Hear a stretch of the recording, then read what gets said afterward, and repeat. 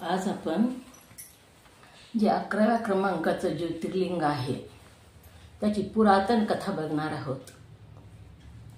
सौराष्ट्रे सोमनाथंच श्रीशैले मल्लिकार्जुन उज्जयिनी महाकाल ओंकारमलेश्वरम परल्ये वैद्यनाथंच डाकिन्य भीमाशंकरम सेतु वंदे तु रामेशम नागेशम दारुकावणे वाराणस्येतु विश्वेशम त्र्यंबकम गौतमी तटे हिमालय तु केदारम कृष्णेशम शिवालय।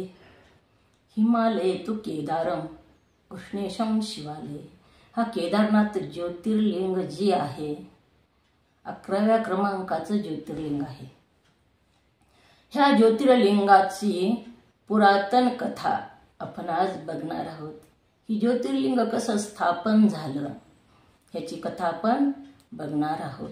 हे ज्योतिर्लिंग हिमालयामध्ये बर्फाळ प्रदेशामध्ये आहे। इथं वरी जाण्यासाठी अत्यंत दुर्गम असा रस्ता आहे।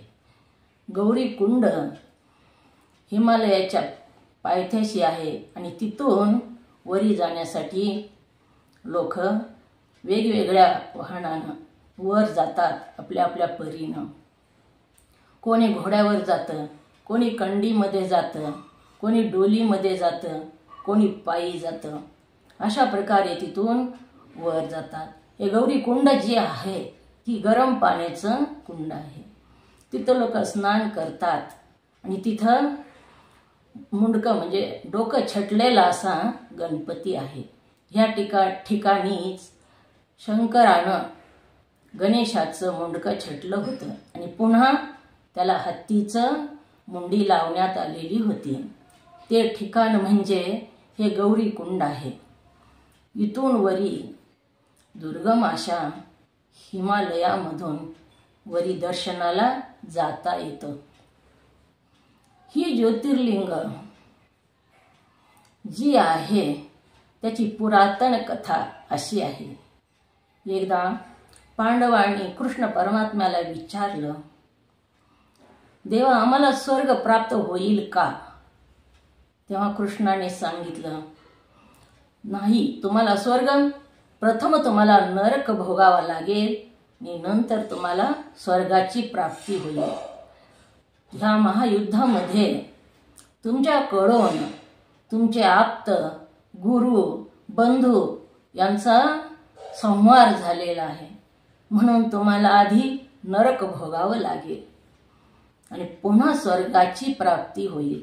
असं म्हटल्यानंतर पांडवांनी कृष्णाला विचारलं, हात जोडून नम्र होऊन विचारलेलं आहे, कृष्णा ह्याच्यावर काही मार्ग नाही का? काही मार्ग असेल तर तो आम्हाला सांगावा। तेव्हा कृष्ण परमात्म्यानं सांगितलेलं आहे, तुम्ही हिमालयावर जाऊन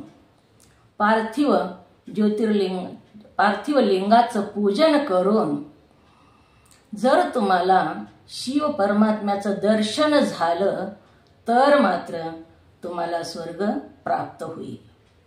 ही पांडव हिमालयावर गेलेले आहेत, तिथं पार्थिव लिंग पूजन दररोज करत आहेत। बराच काळ गेला।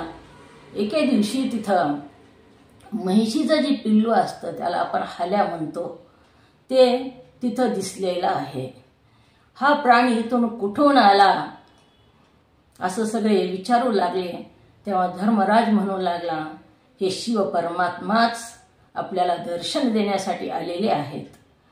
असं म्हटल्याबरोबर तो जो हल्या होता तो पळू लागला। त्याच्या मागं पांडव पळू लागले दर्शन घेण्यासाठी म्हणून। पांडव थकून थांबले, परंतु भीम थांबला नाही।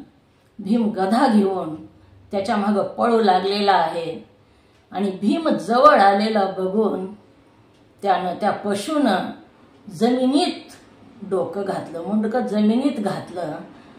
पण भीम जवळ गेला, त्याने गदेचा प्रहार केला आणि ती पाठ ओढून वरी काढली।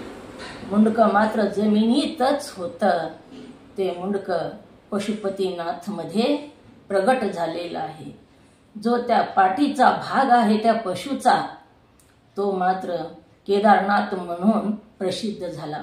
या केदारनाथाच्या मंदिरामध्ये महादेवाची पिंड नाही, तर ह्या पशुचा, या हल्याचा जी पाठीचा भाग आहे तसाच उंच वटा या केदारनाथाच्या मंदिरात प्रस्थापित झालेला आहे. शिव तिथं प्रगट झालेले आहेत. भीमाला दर्शन दिलं आणि पांडवांनीही तिथं दर्शन घेतलं आणि सांगितलं, देवा तुम्ही इथेच राहावं. आता त्या परमात्म्यानं त्या पशुच्या शरीरामधून एक ज्योती काढलेली आहे आणि तिथंच स्थापित केलेली आहे. हे इथं ज्योतिर्लिंग स्थापन झालेलं आहे.